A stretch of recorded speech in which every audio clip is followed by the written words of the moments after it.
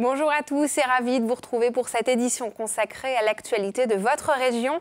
Au sommaire, ce lundi 19 novembre, la mobilisation des Gilets jaunes qui continue ce lundi. Depuis ce samedi, plusieurs rassemblements ont lieu en Bretagne avec parfois quelques tensions, mais aussi déjà des effets sur l'économie, comme vous le verrez. Le prix du carburant a été le déclencheur de cette révolte populaire, un carburant précieux pour les amateurs de 4x4 et de SUV. Les passionnés de ces modèles se sont retrouvés sur la presqu'île de Crozon ce week-end.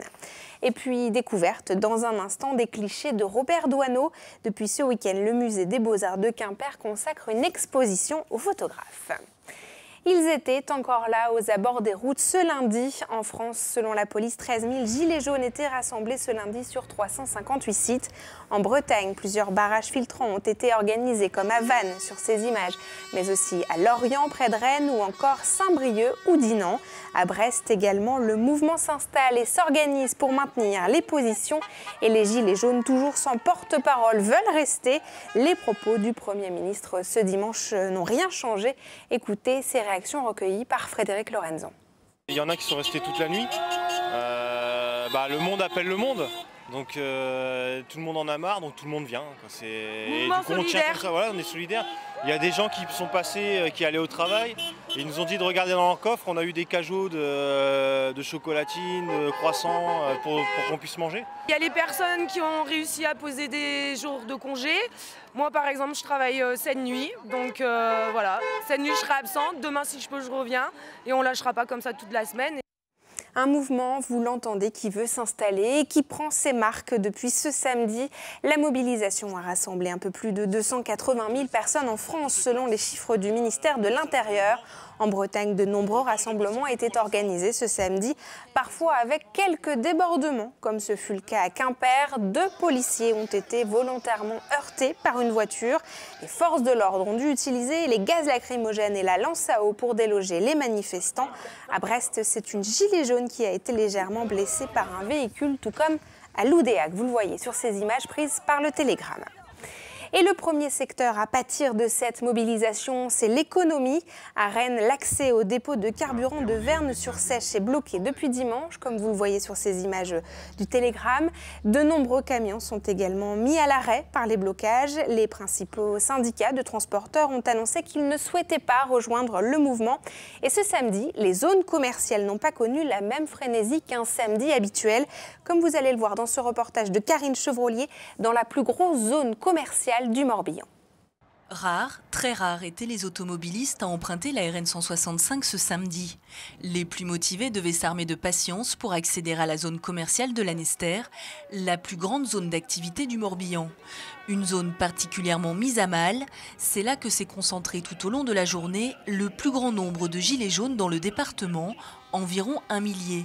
Certains consommateurs ont malgré tout bravé les points de filtrage pour faire quelques courses. On a dû faire un détour d'au moins un quart d'heure pour arriver jusque Lanester et on est arrivé en retard au cours de sport du petit à cause des blocages et on a profité de ce déplacement pour faire des courses à ce moment-là. Pour ma part, je n'irai pas faire de blocage parce que tout simplement moi ça m'a gêné, je pense que ça peut gêner beaucoup d'autres mondes. On est tous travailleurs, hein. Moi je travaille 11 heures par jour, je pars très tôt le matin, je rentre très tard le soir. Si j'ai des courses à faire, ça sera le samedi de toute façon. Donc c'est pour ça que le blocage, je comprends les raisons des autres, mais moi ça m'embête personnellement. On n'a pas trop été dérangé par ça, ça nous a pas empêché on n'a pas été empêché par la circulation. Donc on doit faire les achats pour les enfants, donc on n'a pas le choix quoi. C'est notre habitude de faire les courses le samedi en plus, donc ça nous a pas dérangé donc. On change pas les habitudes. Voilà. Résultat, des parkings vides, des rayons pas plus fréquentés. Par anticipation, certains commerçants avaient fait le choix de baisser leurs rideaux. D'autres se sont donc exposés à une journée très calme, trop calme. Du jamais vu, une catastrophe, une journée pour rien, nous diront ces commerçants hors caméra. C'est donc un jour à oublier pour la consommation avec une fréquentation moyenne des magasins d'environ 5%. Et le point de départ de ces mobilisations, c'est bien sûr la hausse des taxes sur le carburant, une énergie essentielle aux adeptes de pratiques automobiles et notamment les conducteurs de 4x4 tout-terrain. Hasard du calendrier, ils se sont retrouvés ce dimanche sur leur terrain d'entraînement en presqu'île de Crozon. L'occasion de faire le point sur un loisir parfois décrié. Frédéric Lorenzon.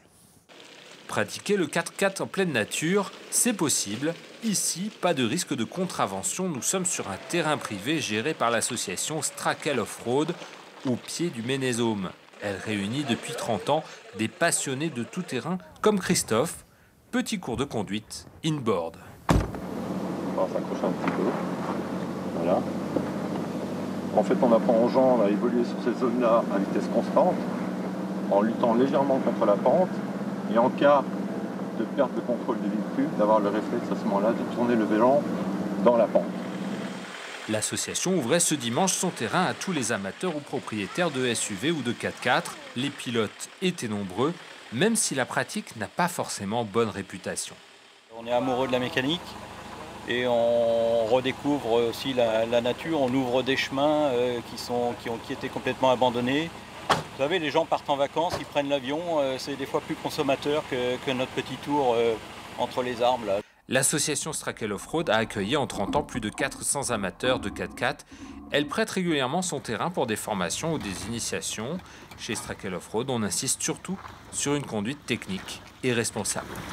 Notre objectif ici est surtout d'enseigner la pratique du 4x4 face aux obstacles. Beaucoup de gens ont des SUV ou des crossovers qui ont 4 roues motrices et qui pourraient sortir de certaines situations justement grâce à des techniques. Tout est dans le pilote et non pas dans le véhicule.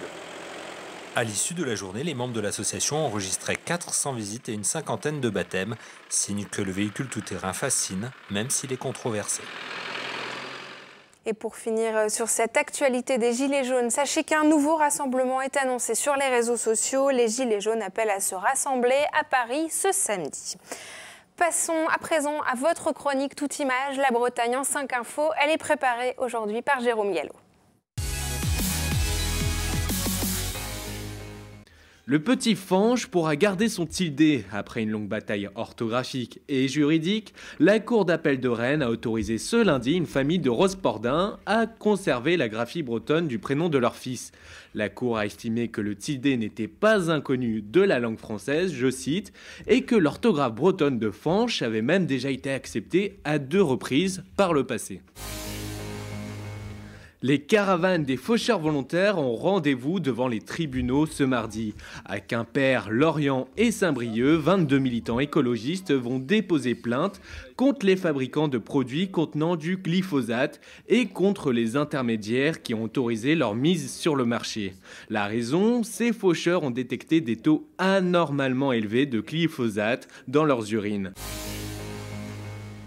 La victoire de Meia, les larmes d'épuisement de Ryu, le final des IMOCA a réservé un nouveau week-end riche en émotions sur cette route du Rhum. Ce lundi après-midi, il restait encore 72 bateaux en course. Mardi soir, ne ratez pas notre émission spéciale à 18h15 sur vos chaînes TBO et TB Sud. Face à des vagues de 4 mètres de haut, il faut avoir le courage de se mettre à l'eau. Dimanche, seuls 4 surfeurs ont osé affronter une houle exceptionnelle à la Torche dans le Finistère. Ils sont certes un peu tête brûlée, mais ils sont surtout très expérimentés et connaissent très bien les lieux.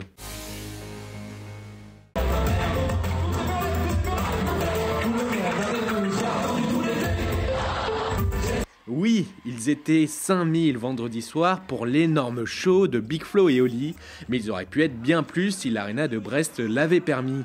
Dès la fin août, toutes les places étaient vendues, alors autant dire que les fans étaient plutôt survoltés au moment de reprendre les tubes des 2 phénomènes du rap français. Comment améliorer la cohésion d'équipe dans une grande entreprise? La société Bonduel à Rospordin a choisi d'offrir à tous ses salariés un stage de cuisine. Une parenthèse d'une journée à Quimper pour ses salariés qui s'entraînent ainsi à l'art culinaire. Frédéric Lorenzin. Ses collègues de travail participent à un atelier de cuisine à Quimper. Leur quotidien d'habitude, c'est ici, dans cette usine d'agroalimentaire de Rospordin. La direction leur a offert une parenthèse d'une journée. Vous pouvez mettre des poulets en cuisson pour une durée de 20 minutes. On est arrivé et on nous a présenté un menu qu'on allait devoir réaliser dans la matinée en groupe. Chaque groupe avait 4 étapes. Donc du coup, chaque personne avait une étape du plat à faire et pour le dessert, pareil. Ça change du boulot quotidien, comme ça nous permet de voir autre chose. Je me suis bien amusée, c'était super. Ouais. On a hâte de goûter ce qu'on a préparé ce matin. Pendant une année, par groupe de 12, 200 salariés de l'usine de Grospordin vont ainsi bénéficier de cette journée de formation. Les réunions qu'on a pu avoir avec eux remontaient un peu l'idée de besoin d'avoir de la cohésion et de pouvoir mieux communiquer entre nous. Mis en place par la Chambre de commerce à Quimper, avec des partenaires locaux, le défi culinaire Top Chef permet de renforcer la communication entre collègues de travail. L'idée là était de mélanger les services, les niveaux hiérarchiques, pour qu'on se rende compte de l'importance qu'on peut avoir, quelle que soit la position et le travail qu'on nous confie. C'est bien l'humain qui est au centre de tout, et derrière, c'est l'humain de par les relations qu'il y a entre eux, entre les personnes, les tensions qu'il peut y avoir ou comment elles vont être gérées ou pas gérées, qui vont engendrer des conséquences positives, négatives. Avec ce premier défi Top Chef, les organisateurs espèrent mobiliser d'autres entreprises et ainsi renforcer la cohésion des équipes de salariés. Ces clichés sont devenus mythiques et il y en a forcément un qui vous vient en tête lorsque l'on évoque Robert Doisneau. Ces photographies sont exposées depuis ce vendredi au Musée des Beaux-Arts de Quimper. La fille de l'artiste est venue sur place, tout comme Frédéric Lorenzon qui vous fait découvrir cette exposition dans ce reportage. Le baiser de l'hôtel de ville, Les deux frères, autant de best-sellers captés par l'appareil de Robert Doisneau. 140 photos du photographe disparu en 1994 sont exposées au Musée des Beaux-Arts de Quimper. Le visiteur va d'abord découvrir les clichés les plus connus, même si certains n'ont pas toujours eu leur part de célébrité. C'est amusant parce qu'elles vont paraître, ces photos, dans un ouvrage qui va faire un flop total en librairie. Et elles sont reprises dans les années 1980 avec un texte de François Cavana. L'ouvrage s'intitule « Les doigts pleins d'encre » et c'est un best-seller. Donc quelquefois, il faut attendre quelques années pour que ces photos prennent tout le succès qu'elles méritent. La fille de Robert Doisneau, Francine Desroudilles, fait le déplacement de Paris pour découvrir l'exposition à Quimper. En 60 ans de photographie, son père a rencontré des personnages marquants du XXe siècle. Exemple avec Picasso, le facétieux. Mon père avait apporté des petits pains qu'il avait trouvés dans une boulangerie de Vallauris. Et Picasso, immédiatement, a saisi les petits pains, les a posés sur la table et de lui-même a pris cette pose pour que, immédiatement, le photographe se déclenche. Quimper oblige, l'Expo Doisneau propose aussi un œil sur la Bretagne, entre tradition et modernité. Le photographe est venu à plusieurs reprises dans la région pour des commandes, mais aussi en vacances dans le Morbihan, où il ne pouvait s'empêcher de sortir son appareil. Il a découvert à la Turballe des pêcheurs de sardines qui ont accepté de le faire monter à bord et puis il est allé faire des sorties en mer avec eux et il les a photographiés, très bien photographiés. On voit que là, ça n'intéresse beaucoup plus que la vie de plage. Enfin, plus surprenante, la dernière partie, tout en couleur, lève le voile sur un reportage réalisé auprès des plus riches, les retraités de Palm Springs, en Californie. Doisneau y met en scène la vieillesse dorée américaine, en couleur, bien loin de la banlieue française, en noir et blanc. Et c'est la fin de cette édition. Merci de nous avoir suivis. Je vous donne rendez-vous demain, 19h. Passez une belle soirée sur nos antennes. À demain.